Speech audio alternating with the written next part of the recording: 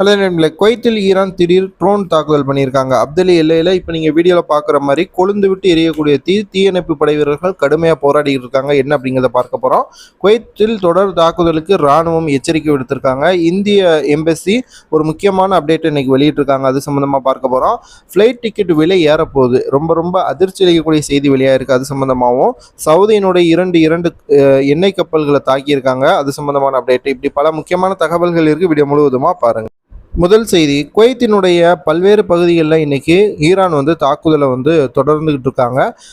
நம்முடைய குவைத் ராணுவம் மிகப்பெரிய அளவில் அதை தடுத்து நிறுத்திக்கிட்டு இருந்தாலும் அப்தல் ஏரியாவில் இன்னைக்கு ஒரு ட்ரோன் தாக்குதல் மிகப்பெரிய அளவில் நடந்து பல்வேறு இடங்களில் தீப்பிடிச்சு எரிஞ்சுக்கிட்டு இருக்கு. இப்போ நீங்கள் வீடியோவில் பார்க்குற காட்சிகள் எல்லாமே அதுதான்.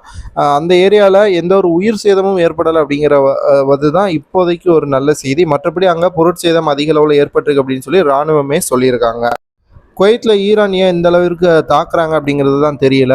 ஈரானை குவைத்தில் இருந்து ஏதோ அமெரிக்க படைகள் தாக்கிக்கிட்டு இருக்காங்களா, அதற்காக தான் இவங்க இந்த மாதிரி பண்ணுறாங்களா அப்படிங்கிறது விடை தெரியாத ஒரு புதிராகவே இருக்குது.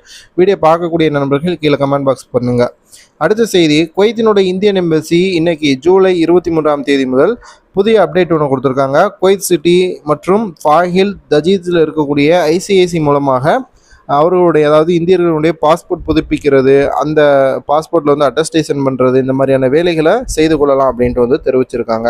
அடுத்த செய்தி, குவைத்தில் மக்கள் தொகை கணக்கெடுப்பு எடுக்கப்பட்டிருந்துச்சு. இதில் 5.31 மில்லியன் அளவிற்கு மொத்த மக்கள் தொகை இருக்கிறாங்க. குவைத்திகள் 1,56,00,000 அப்படின்னு சொல்லியிருக்காங்க. இந்தியர்கள் 1,06,000 அப்படின்னு சொல்லியிருக்காங்க. எகிப்தியர்கள் 6,70,000 அப்படின்னு சொல்லியிருக்காங்க.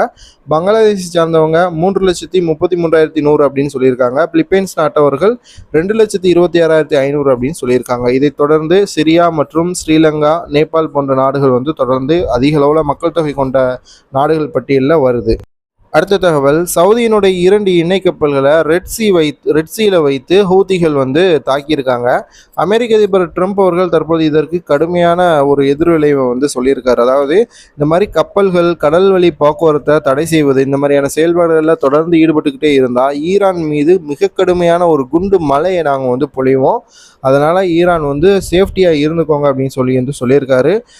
தற்பொழுது இந்த பிரச்சனையை முடிவுக்கு கொண்டு வருவதற்கான வாய்ப்புகளே இல்லாத அளவிற்கு போர் அப்படிங்கிறது மிகப்பெரிய அளவை நோக்கி போய்கிட்டு இருக்கு. ஏன்னா குவைத்தில் தற்பொழுது அப்தலி பகுதி பார்டர் கிராசிங்கில் தாக்குதலை நடத்தி இருக்கிறது. அந்த ஏரியாவில் யாருமே நிம்மதியாக போகக்கூடாது அப்படிங்கிறதற்காக தான். அதே போல் குவைத்திலிருந்து விமான சேவைகள் அப்படிங்கிறது இந்த தாக்குதல்கள் காரணமாக மிகப்பெரிய அளவில் மாற்றத்தை தற்போது எதிர்கொள்தாங்க. குவைத்திலிருந்து போகக்கூடிய விமான சேவைகளினுடைய அந்த டிக்கெட் ப்ரைஸ் அப்படிங்கிறது அடுத்த மாதத்தில் ரொம்பவே அதிகமாகும் அப்படின்ட்டு எதிர்பார்க்கப்படுது.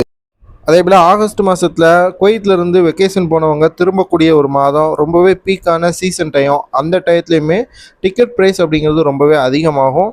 தற்போது இந்த போகிற நிறுத்தலை இதே மாதிரி தான் கண்டினியூ ஆகும். அப்படிங்கிற பட்சத்தில் இருந்த மாதிரியே ஃப்ளைட் டிக்கெட் அப்படிங்கிறது 1,00,000 ரூபாய்க்கு மேலே கூட போவதற்கான வாய்ப்புகள் இருக்குது. அதே போல் குவைத்தில் நம்ம ஆன்லைனில் டிக்கெட் போடுறதை ரொம்ப தவிர்த்துக்கோங்க. இந்த ஈரானினுடைய தாக்குதல் சம்பவம் அந்த மாதிரியான ஒரு நிலைமையை உருவாக்கிட்டு இருக்கு. ஓகே நண்பர்களே, இந்த வீடியோ உங்களுக்கு பயனுள்ள தகவலாக இருக்கும் நம்புற. வீடியோ பார்க்குறவங்க சேனலை சப்ஸ்கிரைப் பண்ணிக்கோங்க. அடுத்தடுத்த வீடியோக்களில் பார்ப்போம். எல்லா அப்டேட்ஸுமே தெரிஞ்சுக்க சப்ஸ்கிரைப் பண்ணிட்டு பாருங்கள்.